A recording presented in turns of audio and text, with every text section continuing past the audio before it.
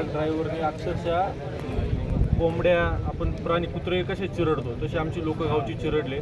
त्यात 4-5 जण माझ्या हिशोबाने 3-4 जण मयत झाले, कितीतरी जण जखमी झाले। आम्हाला आमच्या गावच्या लोकांचे चेहरे सुद्धा ओळखले नाही आणि याला सर्वस्वी जबाबदार फक्त हे नॅशनल हायवेचं डिपार्टमेंट आहे। एवढा मोठा तीव्र उतार आहे, आमच्या गावातून रस्ता आहे।